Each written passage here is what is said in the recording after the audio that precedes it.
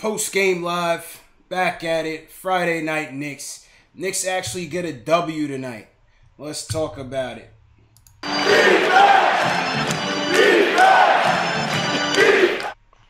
Post game live. What's good, Knicks Nation? It's Friday night. Friday night Knicks. Knicks actually get a W tonight. Some might be happy, some might not. But listen, man, it was a blowout win against the Heat. Something that you don't hear too much with the Knicks. So let's talk about Knicks Heat tonight. Let's talk about the Enes Kanter situation. We got a big free agency decision coming up this offseason with Enes Kanter that could really impact this team for years to come. And, we're going to talk about some other things. We're going to talk about the Jeff Hornacek, evaluate this coach this year. Does he deserve the blame for a lot of what's been going on? And we're going to talk about some other stuff. So my man Jay Ellis from Knick of Time Show. What's good, my dude? What was your takeaways from this game tonight? Man, it's all about the kids today, bro. It's all about the kids. Like Kanye said, you gotta listen to the kids, and Jeff played the kids today, man. It was all about the kids, man. It was all about the kids. Facts. Oh, the callers are coming in early. They excited about the game. They coming in early, man. Coming in early. Early. Hold the calls for a second, man. Let's get into this game recap real quick, and then we get into it. But yeah, bro.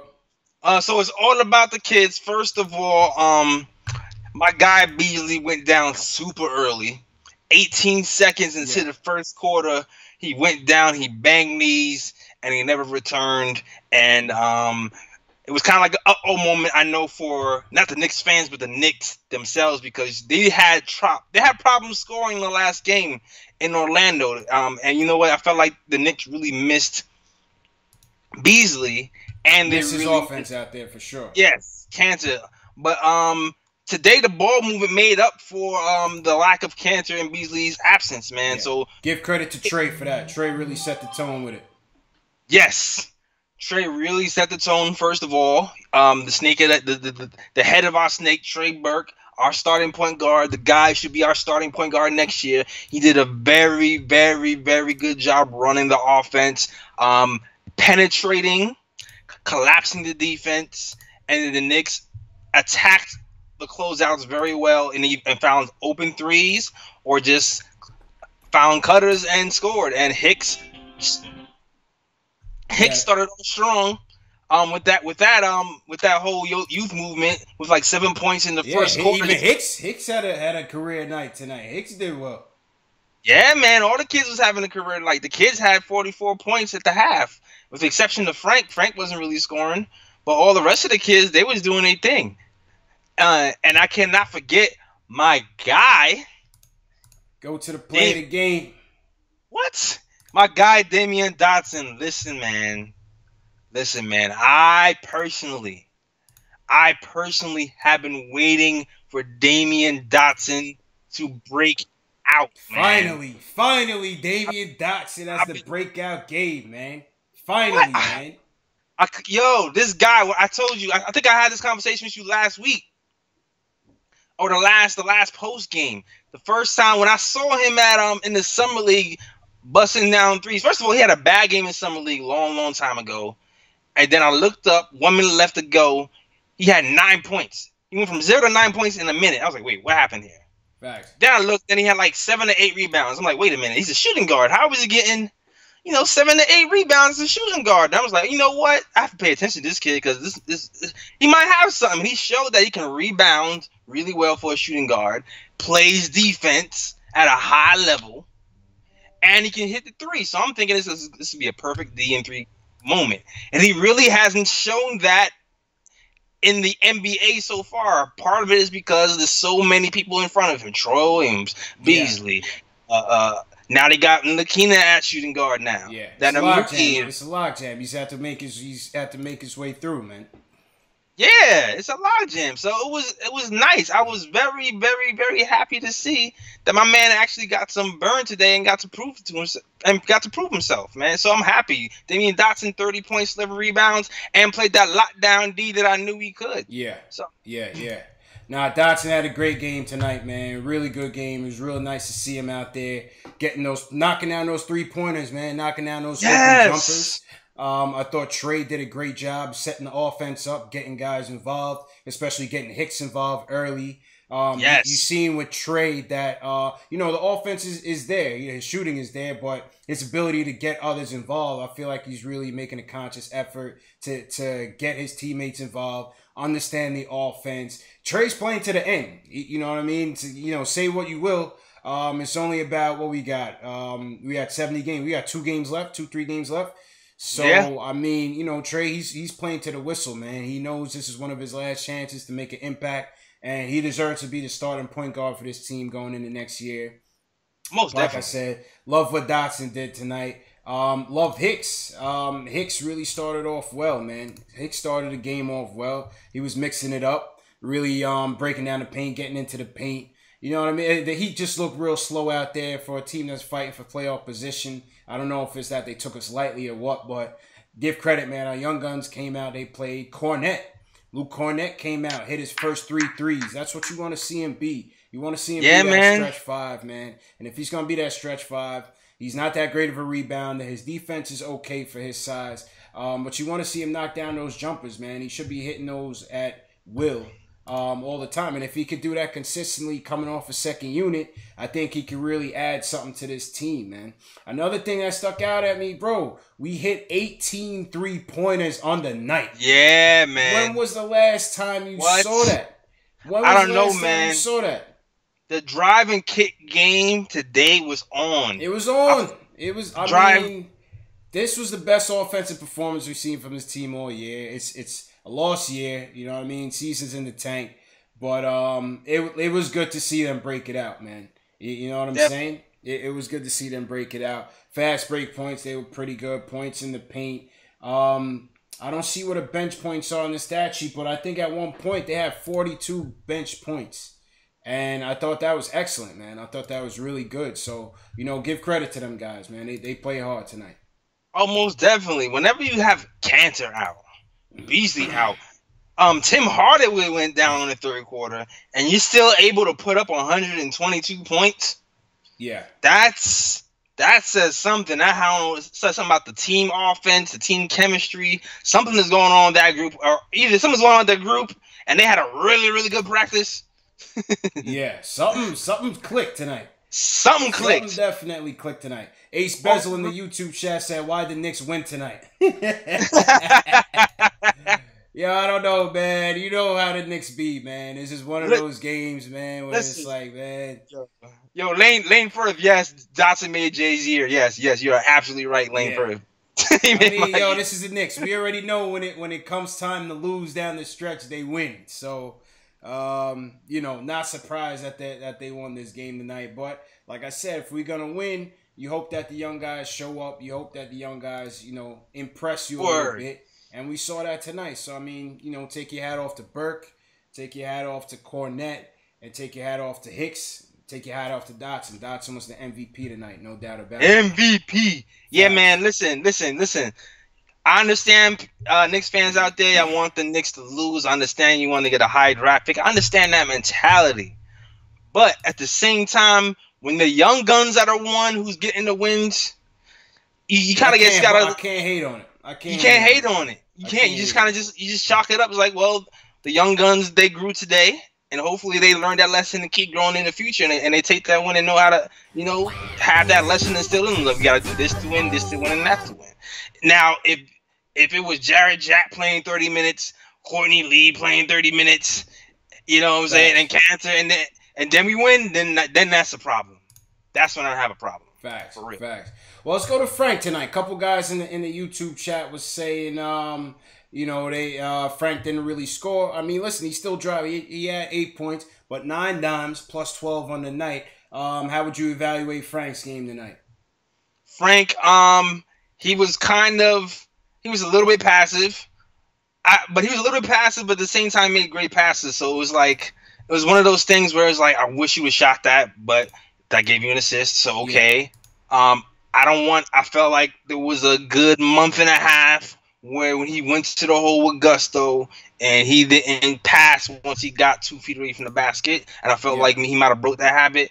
Hopefully, this is this one game anomaly, and he's not going to backslide into that habit anymore. But the defense was always there like usual. I would like to see him shoot a little bit more, like Clyde said all game. Yeah. But he did have some nice passes too, and we got the W. So it is Listen, what it man, is. I don't know why I have so much confidence in this kid, but I have confidence that this kid's offense is going to turn around by next year and the years to come. I think he has the tools, man. The awareness is there. That's what it is, man. He's already solid. He's 19 years old. He already playing great defense out there. You know what I'm saying? He's watching film, like the coach said. Listen, they're going to get him in the program. They're going to get him in the weight room. He's going to be able to finish strong at the basket. He gained 8 pounds this year. That's a great sign, man. 8 pounds, and, he might still be growing taller. You never know. So, I got faith in this kid, man. I don't know why. Maybe it's just wishful thinking as a Knicks fan, hoping that maybe one day a draft pick will actually turn out to be great. I mean, we got KP, but, that was one in God knows how long. Yeah. So, I got faith that this kid is going to turn it around, man. So, let's just be patient with Frank and see where he goes. I'm with you too, man. I see it too. It's like you said, the work ethic was there. To me, when you see the work ethic is there already, you kind of just figure it's going to be a matter of time, because a lot of people's problems is they don't have the work ethic and they just kind of fall off the map. He has that already. He's already looking at tape. He's already working out in a weight room. And also, all the mechanics seem to be all there. Like, the shooting mechanics are there. His handles are there too. He just doesn't handle a lot. He's been handling a lot more lately, but you can see that's there as well. Right. And when he goes to the hole, you've seen a few times this year, towards the end of the year, he went to the hole and he made a couple of nice moves. He made a nice little rondo behind the back fake move last game. So you see, the awareness is there, man. The awareness is there. You know what I'm saying? So yeah, man. I don't have I have no doubts. He's gonna turn it around, man. Ace Bezel in the YouTube chat said, "I'm giving him one more year, but because I like his defense." Yo, defense. He's gonna need more. He's gonna need more than one. Games, man. and we have been so terrible from a perimeter defense standpoint. I mean, Matador D started and it starts on the perimeter. You know what I'm saying? How many times you hear Clyde say that word? And it's because our guards, we just never had good defensive guards. You know what I mean? Shumpert was pretty decent when he came, but Shumpert was pretty good. How that played out. So, I think this kid is really gonna get the job done for us. We just gotta hope that his offense catches up with his defense's prowess right now. Word, Moutier definitely is not the one. Yo, Moutier went down again. And dude, you don't want to see nobody get hurt, man. But this guy's always on the floor, man. I don't know what it is, man. He has an inner ear problem. His equilibrium is just off. Yes. The liquid is just off. So Moutier went out, BZ went out, Timmy went out, and they were still able to pull away 30 points. You know what I mean? At one point they had a 30-point lead. I mean, listen, man, it was a good team effort, man. It was a good team effort. For nothing to play for, it was a good team effort. I also got to shout out KO, because KO is becoming a demon. He blocks shots, and he scared the point guard into thinking he's about to block the shot. Yeah. Hashtag bring back KO, man. I've been telling you this, man. Bring that man back. Bring back KO. Bring back KO. Bring that man back. That touchdown pass to Dotson, that little Joe Montana full court heave to Dotson for the layup in the end. Woo! Yep. Yo, KO is he's Kevin Love, is that you? KO is earning it, man. KO has definitely earned it. And it's good to see. You know what I mean? It's good to see a homegrown product. He's been overachieving since he got in the league. I feel like he's really he's just really comfortable right now. I feel like KO is really comfortable. And it's just good to see. He's a leader. He's a natural leader on this team. He's a leader off the bench. And he needs to come back. You know what I'm saying? He needs to come back. Let's see. Justin Alba 1, welcome to the YouTube chat. He says Hardaway's injury was a blessing in disguise. Like I said, you don't want to see injuries happen, but that's how you saw Dotson's minutes get prolonged out there. And, when Dotson got hot, man. It was really nice to see both ends of the floor. This kid's a keeper, man. We got to keep this kid around for sure. It wasn't even just Dotson. I mean, it wasn't even just Tim Hardaway, too. It was Beasley, because Dotson had 14 at the half, and that was his career high. When Beasley went down to 18 seconds, it went from Hicks to Dotson. Dotson was playing the 4 today. That was Yeah. It was crazy, man. It was crazy, man. They went super small ball. So, it was crazy. It was him, Troy Williams going down help too.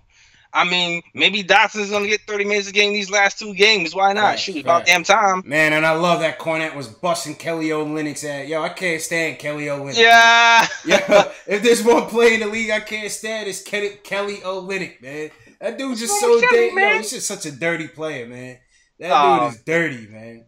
He figured it out because Olynyk was busting Cornette's ass in that first quarter for sure. Yeah, he was. But like I said, with Cornette, you just knock them jumpers down, man. Come off the bench, give us a couple threes off the bench, spark the bench. I think he can really do it, and I'm gonna give him a couple years, man. I think this kid, I think he's gonna be a good rotational player. I'm iffy on Cornette. I told you before because we already have a unicorn on the team already, and I kind of feel like he's like a bootleg version. Actually, Make NY Great Again had a great player comparison. He compared him to Channing Frye. He could be that, but you see, Channing,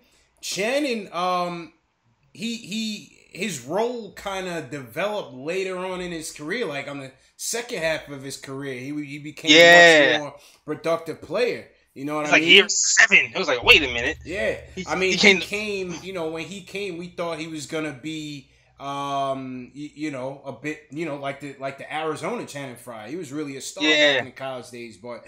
It took him a little while to really settle in. He had that crazy heart problem, and that derailed him a little bit. But he filled out a niche pretty well. He's still around. Yeah, man. I like Cornette's defensive instincts too as well. I just wanted to be I want to be more mobile so he can get these rebounds. He had a good rebound tonight. Yeah. Blocks too. Ace Bezel, good point. He had a couple good blocks tonight too. Yes, he's a good shot blocker. He's a decent shot blocker. I wish he was a little bit more mobile, but I like his defensive instincts. He knows where to go instinctively. He doesn't hesitate, unlike Willie Hernangomez did when he was here. Facts. So one thing you like about Cornette too, he just look coachable, man. That's what you want. You want guys that look like coachable, that look like a sponge, that they have talent. You can see the talent. We just need that coach to get a little bit more out of them. You know what I mean? Take them to the next level. And I think Cornette could be that guy, man. I think Cornette could definitely be that guy. So, TJ Hornerblue in the YouTube chat. What up, TJ?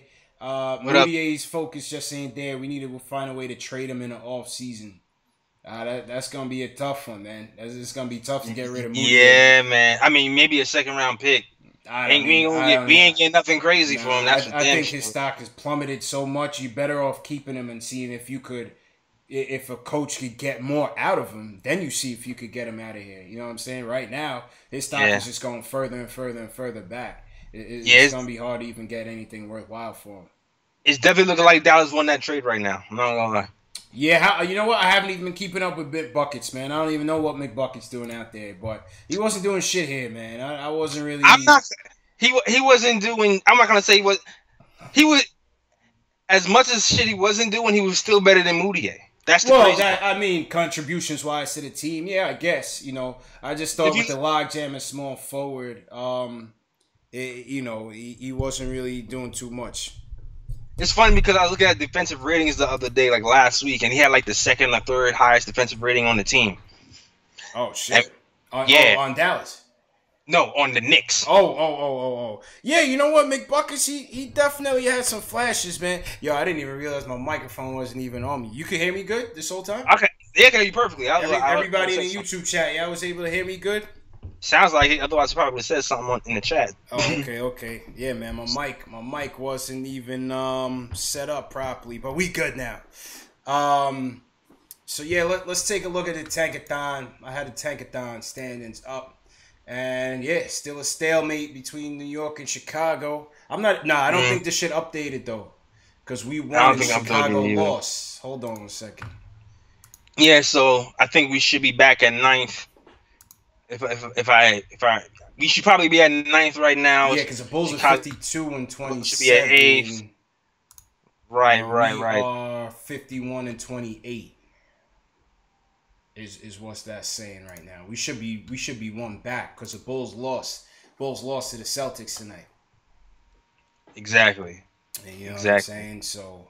So yeah, we are at ninth place. Like I said, I think we're gonna end up at ninth, barring some miracle. I mean, there's still some type of. I think there's still a lot of games going on in that from those type of seeds from the 8, 9, 7 seed that can kind of change things. Yeah. But I mean, we do play the Cavs twice. Who knows if LeBron is actually gonna play though? Facts. Justin Alba says Knicks just need to draft and probably get a 3 or 5. Yeah, I'm with it. Hopefully we could get that 3 in the first round and maybe get that 5 in the second round. You know what I mean? Get like a scrappy athletic 5 that could be Candace's replacement. But we'll get to that point in a second, man. You want to get to this Hornacek talk, man? Yeah, we can get to the Hornacek talk, man. We can definitely get to that. We got to get to the topics of the week, man, because it's been interesting. It's been very interesting, I'll say. This coach, Hornacek, came here under, I mean, if you want to call it forced circumstances. You know, a guy that fell out of a job in Phoenix, looking to reclaim himself. He came here forced on the triangle by Phil Jackson. A very weird situation. Never seen that before, where the management is telling the coach what system he needs to run. That was bad, man. That shit was so bad, man. Right. So, you wanted to give him a chance this year. At least I did. I wanted to give him a chance, a full season under his belt, see what he could do under his own system, see how the players respond to him, so on and so forth. See if we play defense, you know what I mean? I didn't understand how he kept Rambis here this whole time, but, clearly the coach liked him, or somebody in the organization wanted to keep him here, that he had some staying power. That was a pity hire, yo. That's what I thought. That was a pity hire, bro. A pity hire, right? That's what I thought until I seen him on the bench again this year. So, I don't know. You know what I'm saying? I guess they value him. But anyway, obviously we know how the season went. The injuries to KP, the injuries to Timmy throughout the season. The hot start, the facade of a playoff push and, playoff push versus tank and all of this, the drama with Noah, the drama with, eventually with KO down the road. Right. So, a lot of fans are blaming the coach for some of the mishaps this year, and some of the players are coming to his defense. So, Jay Ellis, I'll swing it to you. How much of this season is on this coach? What do you think? How much is on the coach? I would say 65% is on the players. It's like the injuries, the KP, Tim Hardaway. I would say, I'm not that good at math, 35%. 35% might be on the coach, and here's why. Like I do think we'll be a lot farther along, closer to 42 if KP was here. Obviously, if Tim Hardaway didn't fracture his shin or stress fracture his foot or whatever. Right?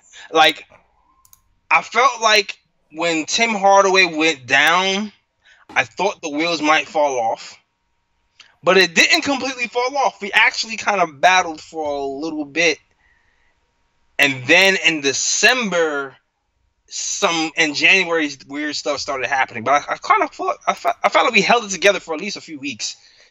And then after that, what the hell? Huh? Yeah. I said, shit started falling apart. Shit started falling apart. But I feel like a part of that is because, Jeff didn't kind of continue to hold his players accountable on the defensive end. He did start to do that in the beginning of the year, like I said before, with Beasley and other players. Beasley wasn't in the rotation early in the year. Fought his way back. He was doing a lot of help. Beasley was buried behind Lance and McBuckets. Exactly. And he was the best small forward we had on the team. That not starting. I mean, best small forward we had on the team, period. But, you understand why Courtney Lee needed to start. But, Beasley was buried for a long time. Definitely. So I feel like that was one thing that Jeff did that I didn't really like. Another thing is, I kind of feel like he waited too long to play certain players like Burke when he was showing flashes earlier. I kind of felt like Burke showed a flash and he buried him on the bench. And I was just like, yo, man, bro, like... Yet Moutier comes up right away starting his second game. Yeah, like that stuff like that. The crazy rotations was kind of confusing to me, so I didn't really get that. But I was still kind of like, you remember I was talking to you earlier. I was like, I'm still kind of on the fence. Like, I still want to bring back this coach next year to have some type of consistency from year to year. Yeah. I'm tired of just regurgitating coaches. 11 coaches in 14 years. Word. But then what really got me upset was after February when he's still playing Courtney Lee and all these guys 30 minutes. And I'm just like, what? To me, that was the easy part. That was like the no-brainer. The season is over. Develop our young guys. Give them the minutes. Why are you playing Frank 10 minutes a game in February? Yeah. That don't make sense to me. Yeah. So that's the reason why I kind of felt like if he would have just played Frank, to be honest with you, if he would just played Frank and some of the younger players after February, I probably would be defending him a lot more right now. Yeah. And maybe be like, you know what? Maybe we just need to add a defensive coach to the roster to like shore up that responsibility because he's just not that guy. You know what I'm saying? Facts. But since he was doing that, it took him until maybe the last month to actually start to play the young guys a lot more. Facts. And I'm wondering if it has to come from the top or not. But facts. That's my. I think. I mean, this is such a loaded topic, right? I mean, it's such a loaded topic. But I think first off, could a different coach have gotten more out of this team under the circumstances? I don't think so. Maybe a couple more wins. There's very few coaches that you see like a Popovich that could take a bunch of scrubs off the bench and have them going toe-to-toe with the best in the West. You know what I'm saying? Win or lose, you're going to get 150% out of them. They're going to run through walls every night. You know what I'm saying? No matter who the Spurs have, they just command that respect. You know what I'm saying? But you know, given the circumstances, I don't think another coach would have done that much better. I think overall the talent level on this team is just not there. You know what I'm saying? KP was the guy, but we still don't know if KP's going to be the Batman or the Robin. And if he's the Batman, who is really the Robin on this team? You know what I mean? If you're going to tell me Tim Hardaway Jr., then I'm going to tell you good luck with that. Because one night he'll be the Robin, and the next night you don't know what he is. You don't know, you can't find him. Yeah, you can't definitely have missing some players. And let me address some other Ace Bezel who said, you know what, the defense was bad way longer. Now, when I'm talking about the defense, if you compare our defense this year, Ace Bezel, to last year we were the bottom of the league in defense for the whole year, right? This year, when we were in playoff contention, we were around middle of the pack, rated around like 14 or 15. So our defense definitely have gotten better since last year. But I still feel like personally that it kind of fell off. I think the defense fell off. But okay, so like I said, injuries aside, circumstances aside, I wanted to give this coach a chance, but there's just time and time again examples that showed me that he's just not the right guy for this team. Number one, I'm big on accountability. You know what I'm saying? Yeah. Every time the Knicks have had success, we've had no-nonsense coaches on this team. Okay, from the Riley days, whether you like him or not, Van Gundy, you know what I'm saying? Even Woodson, you know what I mean? We had these coaches that was no-nonsense guys that commanded respect, and that's how we always played hard, played tough, and played well as a result. Absolutely. You've seen time and time again from the Noah fiasco, okay? And then you heard about the KP fiasco last year, the KO fiasco with the coach. It just seemed like these dudes, they just don't respect this coach, man. You know what I'm saying? To me, that's a problem. Because you're not going to get the best out of a guy if he doesn't respect you. You know what I'm saying? No, you're absolutely right. And that's the thing about it, too. Like, I'm not sure how much of it is like media coach-player relationship where they have tiffs and they scrap it out and everything's all good, or how much of it is the Knicks don't respect them. Because if you remember, back in the day when Jeff Hornacek was in Phoenix, it seemed like there was similar issues with playing time and players rebelling in Phoenix as well. Him and one of the Morris twins got into it. Almost exactly. on the bench. Exactly. So you wonder, But then you also think, you know what? The Knicks didn't have the point guards that he likes to have to actually run an offense, because in Phoenix he had 54 wins with this ragtag team in the West. So you Right. start to think, you know what? He can't coach. He pulled something out of that team Right. to get 54 wins in the West when nobody even expected him to do anything, and they ended up with a playoff spot in the AC. So Right. you think, all right, something is there. He should be able to bring some of that here to New York. Facts. But maybe the point guard position was our weirdest position this year. So you start to think, you know what? Maybe we didn't have the horses as well. I mean, there's a lot of It was a factors. little of both. Ace Bezel in the YouTube chat made a great point. He said, Boston, the Spurs, and the Heat. He pointed at those teams who may not have had the talent, but they certainly get the most out of what they have, and that's true. Yeah. But you also have to think, and I think Jers in the chat replied back. You got to think those teams are strong from the top. The strength starts from the top. You look at Boston with Danny Ainge, stalwart. Miami Heat, Riley been the stalwart for over 20 years there. Okay, the Spurs. I mean, enough said. So they already have that foundation for excellence, and nothing else is acceptable. You know what I mean? When you come here and you got what we got at the top, the dysfunction, the disorganization, the chaos, the backstabbing, this, that, and the third, and you bring in a coach like this, the whole environment is just not proper. You know what I mean? The whole environment is just not proper. So that's why when we had those coaches like, a Van Gundy, those strong-minded coaches that could kind of ignore the buffoonery that's going on at the top and focus on the team, I feel like that's what we need to bring back. It's no offense to this coach. Maybe his system will work when you bring in better pieces, maybe. But I think we need a coach that's going to set the tone properly for this team, and I don't think it's Hornacek, man. But let me know in the YouTube chat, man. Let me know what y'all think. Y'all been weighing in so far. But that's just my 2 cents on the Hornacek thing.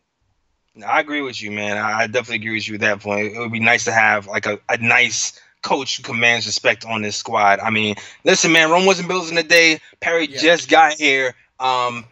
We've heard good things about him. You know what? Approaching everybody in MSG with like a listening ear and kind of a kind heart, and trying to figure out what's wrong from the top to bottom. So you hear those stories about him, and you figure that eventually he's going to be able to turn the ship around if he has the attitude throughout his whole tenure here. So I'm hopeful that he'll be able to make some moves and turn the stuff around for us. Facts. Ace Bezel back in the chat. No good coach would let Hardaway fire up those bad shots consistently. That's what I'm saying, man. Like, you gotta sit, man. When Beasley not playing defense, you have to sit. If Timmy chucking up bricks off his fadeaway, off one leg, turn around, no look shots, you know what I mean? You gotta sit down, bro. And that's just, I just never saw that enough with this coach, and that comes back to respect. And it comes back to accountability. It's just not there. You know what I mean? I'm gonna give him a bly on the talent. A lot of that, you know what I mean? We still got some pieces to play with. We did start off hot. We took advantage of a soft home schedule. We play well. We play hard. We played a little bit better defense, like you said, Jay Ellis. But I think the in totality over the course of the season, I just didn't see enough that would make me, garner his respect. You know what I'm saying? Yeah, I hear what you're saying, bro. I definitely hear you saying. So, I mean, let's see what happens when the off season comes, if we indeed go after a new coach. You know what I'm saying? But line's on fire. Shit. Yeah, line is on fire right now. But no restricted calls, man. We had a little fiasco. We had a little fiasco last time with a restricted caller. Y'all ain't get me like that again. So we're gonna screen the calls a little bit better. If you want to call in, if anybody in the chat want to call in from a proper phone line, the line is open, man. We definitely want to hear from you. If you want to just continue in the chat. By the way, if you're in the chat and you're not subscribed to the YouTube channel, make sure you hit that subscribe button. Hit us up. Facebook, Instagram, Twitter, at Knicks Fan TV, at Nick of Time Show. Yo, how you spell your social media name again, bro? On Twitter and IG. on IG. Oh, just the way it sounds, the Nick of Time show. The Nick of Time show, man. So definitely Brilliant. make sure Yeah. you following. Make sure y'all sharing these videos with your fellow Knicks fans, man. The more people that get All right. involved, the better. You know what I'm saying? So definitely appreciate everybody's involvement right now. Words. All right. So what you wanna get to this Canis topic right now, bro? Let's go. Our favorite topic. Your favorite topic, man. The favorite topic. So, boy, here we go. So, the rumors, not the rumors, but the news a couple weeks ago was that Kanter had hired a new agent, Mark Bartlesty, Yeah. and he's a star agent in the league, been around for a while. Kanter's response to it was that basically, he wasn't seeing as many endorsements. He felt like he was getting blackballed for, his stance against his homeland of Turkey. And he thought that, the Nike endorsements, the big guys wasn't really coming at him. So he hired his agent. But you really knew he's going to explore whether or not to opt out of that deal next year. And I think it's worth around $18 million. Now the speculation is that he probably will opt out of that deal. That makes no sense. We got Kanter, we got him in the Melo trade, a trade that we actually won. When was the last time the Knicks won a trade for us? You know what I mean? I'm not saying that we better than the Thunder, but in terms of what we got back from Melo when McBuckets and Kanter was going off in the beginning of the year. Yeah. Definitely happy with it. I felt like we got a good return. I felt like we got a good return. Kanter's been a leader on this team. The offensive efficiency, you can't ask for anything better. The numbers, the rebounds, fantastic. Right. Defense leaves a lot to be desired. I think he's probably ranked the second worst center in the league. Don't quote me on that, but I think that's what I read. And, we're going to come to a crossroads here because he's going to feel like he earned a bigger check. And, it's his right as a free agent to opt out. The question is, do you chase him? So Jay Ellis, I'm gonna bring it to you, man. Are you gonna chase this guy in free agency? Listen, man, I've been hashtag Keith Cantor from the beginning of the year, but I am not paying that man over $20 million. That's just not happening. That just doesn't make any sense. I mean, and you figure that's gonna be the number. I mean, if we make it 18 now, the number, the next level got to be 20 something automatically. What, 23, 25? No, that's when you're starting to get into these kind of like superstar type of number realms. And Kanter is really, really good at what he does, but he's not, he's not in that level of 25 million a year type of cent. No, he's not that. He's a really, really good offensive rebounder, a really, really good scoring inside, and he has a pretty good, touch from 15 foot in. Yeah. But he's not 25 million good. Nah. You got to be a two-way player, man. We can't just be giving out these crazy contracts. You got to be a two-way player. You got to be somebody that can finish the game. How many times was he on the bench midway through the fourth quarter when we in a tight game? Give me a second. My fault for the feedback. Yo, Ace Bev. Yo, Ace Bev. What's good, my dude? It was good. Man. Chilling. Yo, man, I had to call y'all back on that Hornacek topic, man. I couldn't let it go, man. I mean, shit. Yeah, shit. We can get back to the Hornacek topic. What's good? Yeah, no doubt. Yo, I just feel like he did too much wrong. Like, I know everybody say it was injuries and stuff like that, but if y'all think back on it, when KP got hurt, we was like out of it already. Like we should have been thinking from this. Yeah, we was going backwards. We was going backwards for sure. But then I'm saying Hardaway was out before that. Before KP was out, Hardaway was out for like a month and a half. And then we were missing, if you saw like our fast break numbers plummeted once he got out. You realize when he first got back how much we depended on him just for easy baskets. Yeah, it was. Yeah, we was depending on him terrible, for the 3-point shot too. But that goes back to Hornacek because you gotta, as a coach, you gotta come up with a new plan. Your guy's gone. You gotta do something different. And I just feel like as a Knicks fan, 2 years in a row, our season was just over at Christmas, man. Once we took the Christmas loss, it was just done. Like, Hornacek had no adjustments in his coaching game, Yeah, it kind of did feel like when we got washed up by Philly, man, it just feel like it took the wind out of our sails for the whole season, man. It felt like the season just became a wash. You know what I mean? Yeah, like man. A lot of the playoff talk and all of that. It's kind of we went backwards. You know what I'm saying? And you're right. Yeah, man. This coach, you got to be able to adjust. And I didn't really see no adjustments on offense. I didn't see enough pick and roll for KP. You know what I mean? Like just like simple shit like that, man. No plays, and it's like they say Hardaway is supposed to be like the second best player on our team, but like I don't really see no plays for Hardaway either. Only thing you see Hardaway do is just firing up wild shots. Yeah, man. I felt like KP was the one that we were Hardaway. And remember the beginning of the year when KP gave him like the hands to calm down. He gave him the slow down. Like we need a little bit more of that for Hardaway sometimes because he's a wild boy sometimes. I understand this is his first year being the starter, but man, think about this. Frank Ntilikina, check this stat. I think Frank Ntilikina has a better 3-point shooting percentage than Hardaway. Sure, we got to check crazy. that out. I wouldn't doubt it. But Frank don't want to shoot. I don't know what's wrong with Frank. He don't want to shoot. He don't want to score. He want to pass it all the time, and he has the ability to do it. Like people kill him and say that he can't score and stuff like that. He doesn't choose to.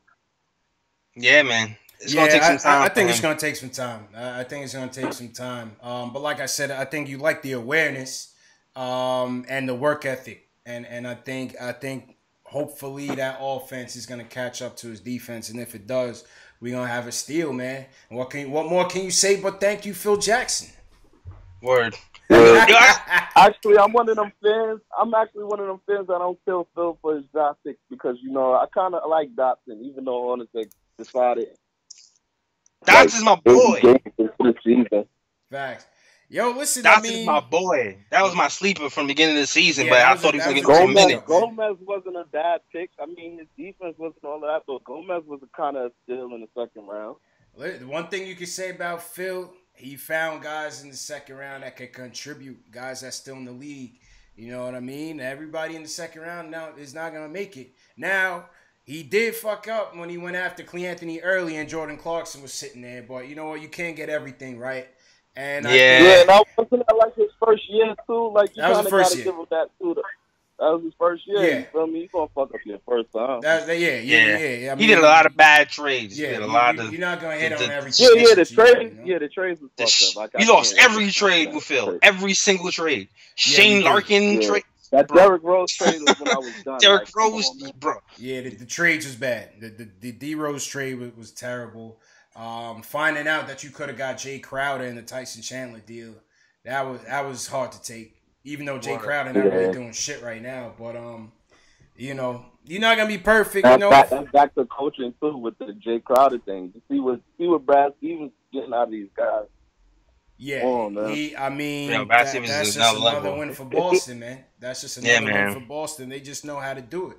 They gave this guy the job with no NBA coaching experience. They say, yo, we're going to take our lumps, but we're going to rock with you. You know what I mean? But, it's just too much to ask, though, for, like, you give one season, you give up the most threes, and then the second season, you can't focus on the way to stop teams from scoring threes on you. Adjustments. Word, man. In the game, and it's like we give up threes in the same spot every game. That corner three, yes. Always the easiest 3-pointer in the league. We still can't run them off the line. We still helping off that corner three every single time. Stay home on the shooter. Stay home on the shooter, that's man. Coaching. That's back to I'm making the shirt. It says that. Stay home on the shooter. Facts. Yo, Ace, now, since we got you on the line, man, what you think about this Kanter situation, man? Weigh in on the Kanter thing. Wait, before that, I want to ask you one more question about the coaching thing. Is that cool? I like Kanter, but not for $18 million. You feel me? Like he don't play defense. My center got to play defense for $18 million, man. Yeah, I'm with it. You got to be a two-way player, man. You got to be a two-way player for that bag. Like he's a great rebounder, but I feel like you could get what you get out of Kanter for Carlo Quinn for much cheaper. Off the bench for half that. Exactly. For half that. Like I ain't gonna lie, the last 2 games to me, Carlo Quinn was playing great. Like if you could play like that, yeah, man. If you play that consistently, yeah. I don't know. I wouldn't tab KO to start.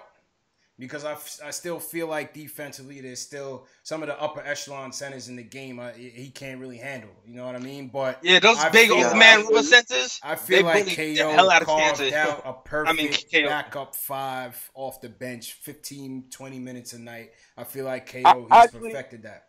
I actually agree with y'all with the draft point. Like, I feel like we should just, in the second round, find an athletic center and then go from there. We definitely need some athleticism somewhere in the center position, man. That's what we're really missing here, man. We're really missing. Say that one more time, Jay Ellis. I couldn't hear you. No, so we're missing an athletic center in general. I mean, you've been hearing me saying that for a minute. It's like we really need an athletic center to keep up with these guys. Because I'm still remembering these games against like the Lakers where Julius Randle just outran us every single play. Yep.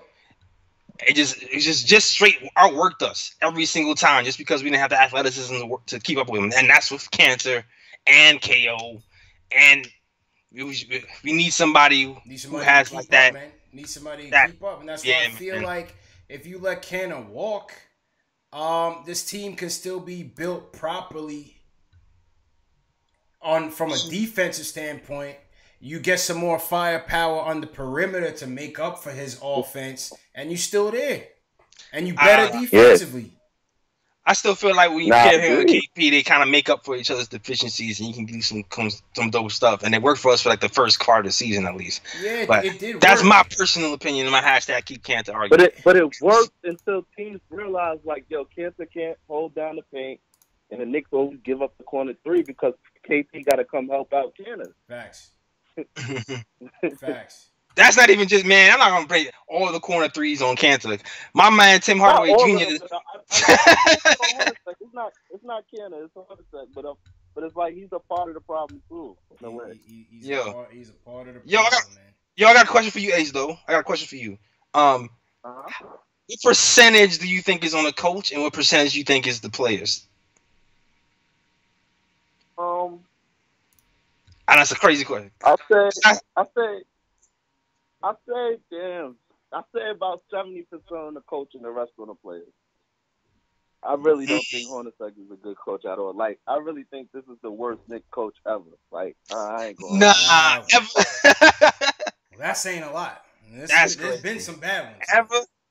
That's ever, man. He made me want to go get D'Antoni back, man. I hated D'Antoni when he was in. I mean, say what you will. We made the playoffs with D'Antoni. You know what I mean? Yeah. He lasted. Because Jeremy Lin. You looking at a almost two-time coach of the year, man. Jeremy Lin. What about Derek Fisher? Derek Fisher.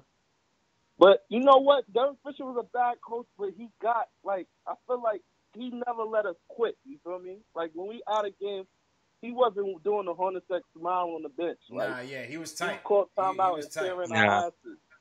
Yeah, Fisher, say what you will, it was a disaster still, but he definitely a part of him was a good leader still on the team. You know what I mean? Yeah, I feel like he was a good. I feel like if Fisher got some more experience, he could have been a good coach eventually. But I feel like he just started too early. Yeah. He started with the wrong team. Just got pulled into the wrong system, like wrong situation.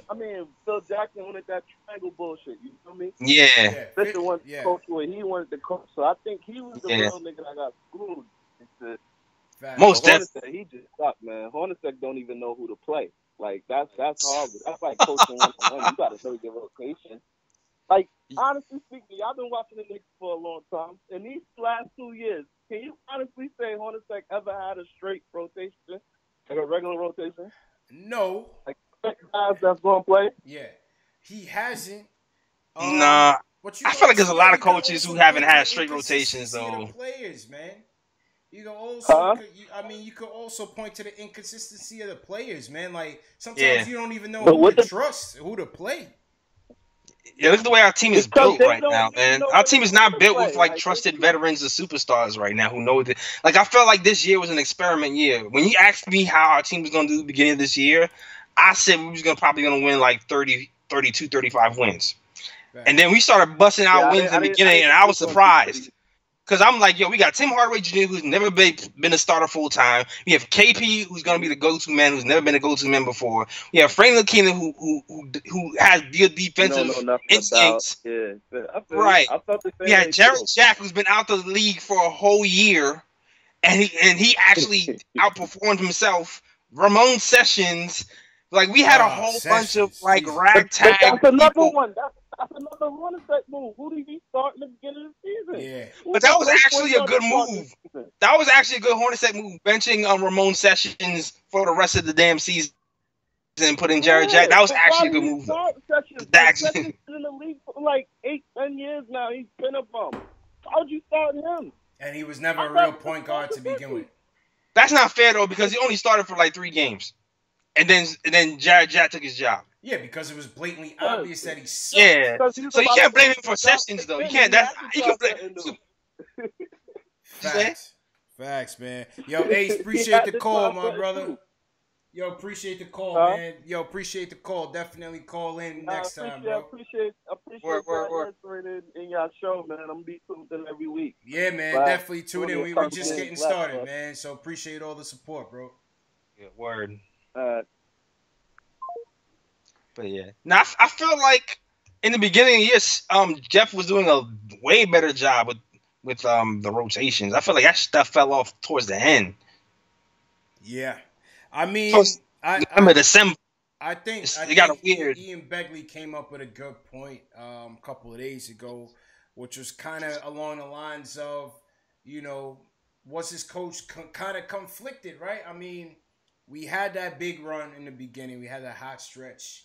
Right. With that rotation, with Jared Jack and with the guys we was going with, coaches, if what Begley was basically saying was that if Jeff Hornacek knew that he was coming back next year from October, maybe he would have integrated the younger guys and tried to develop them earlier in the season rather than maybe he's coaching from a standpoint of survival and coaching from the standpoint of I need to get as much wins as possible to even get another job, whether it's with the Knicks or somewhere else next year. You know what I'm saying? So Ian but Begley it's weird though point. It's weird because in the beginning, it's weird because they sent missed messages at the beginning of the season, right? The beginning of the season they said this is a year of development, right? So you're like, all right, cool. And then you know what? They started to bench Willie Hernangomez, and it's like, oh, this is part of the culture teaching. Mm-hmm. This is part of the culture teaching. And then it was like, then it just became, oh, you know what? We just roll with the veterans. Right. So I feel like the message kind of switched. It was conflicted. I feel like it was conflicted for sure. So I don't know. I mean, Begley has a good point, but it still conflicts with what they were telling us in September, October. I don't know. I don't even know what to believe now when I'm looking at who they played in the beginning of the year, the end of the year, in the middle of the year. It's like it's different messages, man. I'm not sure what they were going for. I feel you, man. Well, thank God the season is over. That's all I can say about that, man. That's all I can really say about that, man. Word. So shit. Let's get to this LeBron thing, man. Let's wrap up with this LeBron thing. Boo! Yo, this shit right here. Yo, I woke up this morning, and I think I kind of set the tone this morning on the Instagram because I was the first page to check this shit. I checked the news, and this ad company, NYC Ad Co, throws up this banner outside of the Garden, across the street from the Garden. Talking disrespectful, yo. Stop it. Targeted at LeBron, talking about if you want to be the king of New York, you need to prove it. And I'm just like, yo, like, this shit gotta come down. You know what I mean? Like, this shit just make us look so weak as Knicks fans. Seriously, I can't believe the Knicks fans who actually for this banner, yo. I mean, listen, I'm not an whose ad man's executive. that? Like, I'm not an ad executive. I'm not an expert, okay? But why would you put this up? You know what I mean? Like, number one, do you even understand that we have no money to even pay LeBron? So if this was even a realistic shot, like, I mean, maybe they just trying to get some exposure for their ad company. I think that's maybe what it was. But it really lacks some insight, man. I don't know what they was going for with this. If that's the plan, they did great. That's what I'm saying. They did a great job. Pissing people off. Definitely. I'm not trying to... And for the record, if anybody doesn't know, I am not for having LeBron James here. Nah, man. Yo, listen. My point has always been this. He had 2 chances to come. He fucking bitched out. Listen, He went to the Miami Heat. They won 2 championships. Good for them. They earned it. Whatever. You know what I mean? But that whole summer LeBron thing, where we cleaned out the whole house, got rid of draft picks. Donnie Walsh did a big job to try to get him here. He came to, they did the decision in Connecticut. And I'm not sure if you knew this, JLs. They did it at some studio that was like next door to the Knicks practice facility. So I don't know if you remember this time, but all this time, I remember. The media was like, yo, this is the Knicks. He's coming to the Knicks. I was like, yo, this shit's crazy. That's the time when I was excited. I was like, oh, word. But then to find out that, what pissed me off was knowing that Wade and Bosh was going there at the same time. I was like, yo, they planned this out from the jump. They already knew they was going there. They was like, they knew they had to line up the finances beforehand and talk about it. Like, yo, we all going here. Granted, I also heard the Knicks had a really crappy pitch. They did say that. Man. But what really opened the wound for me was knowing that Riley got him. You know, it just felt like Riley sending that fax resignation into the Knicks all over again, man. Like, Pat the Snake was able to get him. That shit hurt, man. That shit hurt. That was our number one rivals, man. You know what I'm saying? Word. So, seriously, yo. That shit hurt, man. That shit hurt. And insult to injury, how you going to... I don't know these Knicks fans, man. Some Knicks fans want LeBron. Maybe I'm a notorious LeBron hater. Everybody knows it. Yeah. I mean, I like the guy as a person. I'm talking about basketball hate. All right? It's straight basketball. All right? Yeah.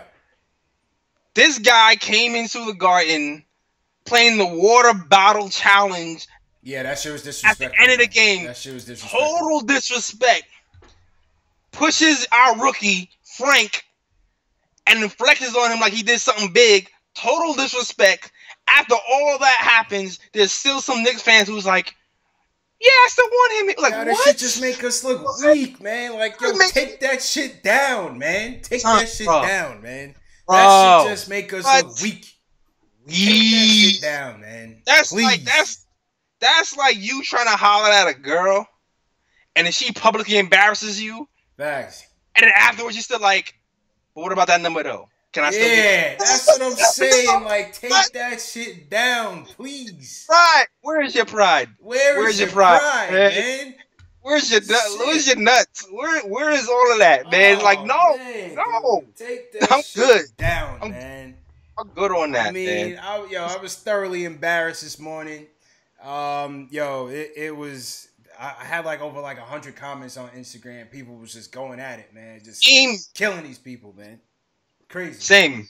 Oh, be prepared because when the Cavs play the Knicks, the timeout.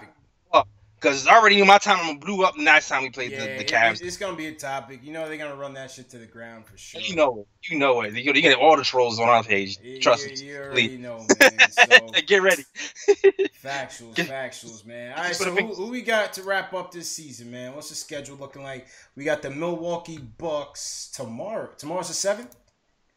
Oh, we got them tomorrow? Tomorrow's the 7th, right? Oh, shoot. Yeah, tomorrow. Back to back. Oh, man. Hopefully I'll be able to get this game. 7:30? Yeah, back to back, man. So let me know if you want to do this again, man. Hopefully I should be. Okay. Hopefully. I'm praying. All right. I'm sure you want to wrap it up. I think that just about covers it for tonight, man.